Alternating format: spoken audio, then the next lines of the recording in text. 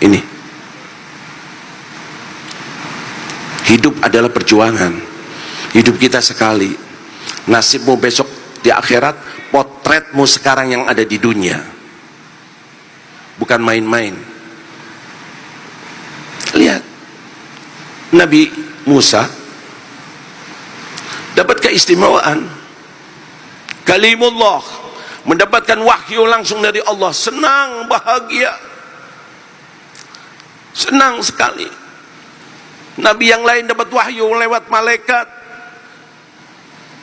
ini mendengar langsung suara firman Allah,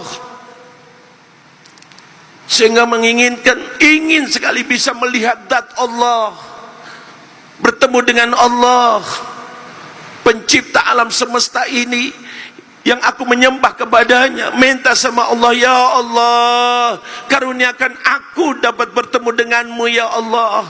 Tapi Allah memberikan satu syarat. Kau ingin melihat aku, lihat itu gunung lebih dahulu. Kalau gunung itu tetap pada posisinya, tidak meledak, tidak pecah, fasaufa tarani, fa in istaqarra makanahu fasaufa tarani. Gunung itu pecah, gunung itu meledak.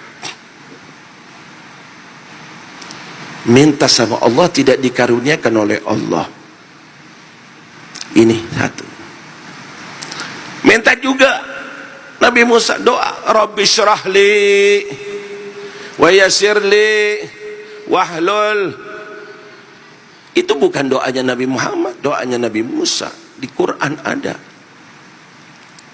Nabi Muhammad tidak pernah minta, diberi langsung sama Allah. Sebagaimana tadi pertemuan kepada Allah, Nabi Muhammad tidak minta, dikasih.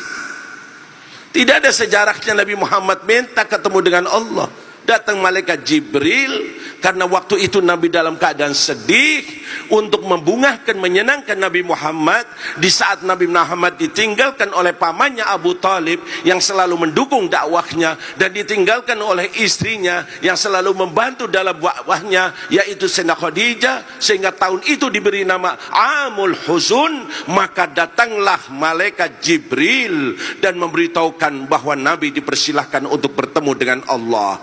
Isra dan Mi'raj tasliyatan liqalbil Mustafa sallallahu alaihi wasallam, untuk membungahkan hati Nabi Muhammad. Allahumma sholli ala Sayyidina Muhammad. Ini Rasulullah. Ini tidak minta Nabi Rabbi syrah li sadri, tidak ada. Diberi langsung sama Allah. Alam nashrah laka sadrak. Lihat, lihat.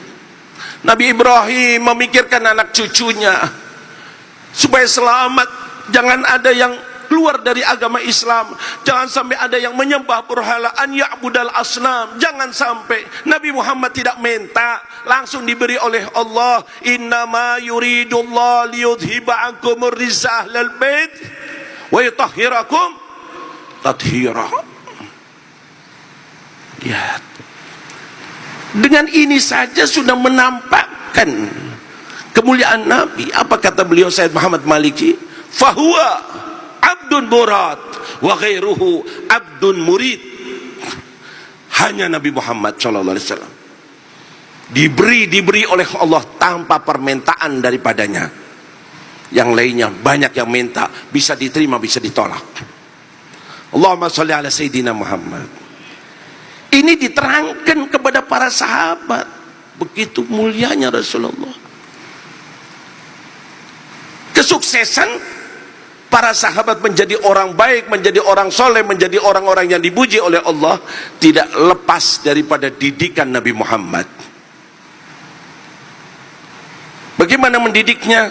Tidak lepas mengenalkan siapakah Habibuna Muhammad. Apa kata Habib Ali? Basyarun la kal basyar. Manusia Nabi Muhammad, manusia sebagai nabi, sebagai rasul. Tapi ingat, bukan seperti nabi-nabi yang lainnya, bukan seperti rasul yang lainnya. Beliau sampai mengatakan, ana sayyidu waladi Adam wala fakhar. Aku pemimpin anak Adam wala fakhar. Jangan diartikan wala fakhar bukan untuk bangga-banggaan, tidak. Wala fakhar mithl fakhri. Tidak ada kebanggaan seperti kebanggaan yang Allah berikan kepada aku. Allahumma sholli ala Sayyidina Muhammad. Doktrin anak didik kita semacam ini, doktrin santri kita semacam ini, maka insya Allah akan menjadi orang yang soleh seperti harapan daripada pendiriannya Sidogiri ini, pesantren Sidogiri ini. Kita krisis mencari seorang tokoh ulama, kiai, dai yang betul-betul istiqomah. Lihat, kita sudah menyaksikan di sana sini yang mabok dengan harta, dengan tahta, akhirnya mulutnya tidak bisa berbicara. Kalau sudah dijauh beli, mulut kita ada makanan, ada air, kaifa yantiqu man fihi ma'u,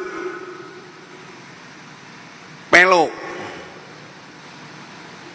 bau tegas, bau haram, bau ini, mulutnya sudah di doktrin tentang Rasulullah. Bagaimana pribadi Rasulullah, perilaku Rasulullah, dakwah Rasulullah, unggul dan junjung tinggi Habibuna Muhammad. Seberapapun kau junjung Nabi, niscaya itu masih jauh daripada kedudukan Nabi. Lihat anak didik Rasulullah, bagaimana terhadap Rasulullah, hormatnya kepada Rasulullah. Di atas segala-galanya adalah Habibuna Muhammad.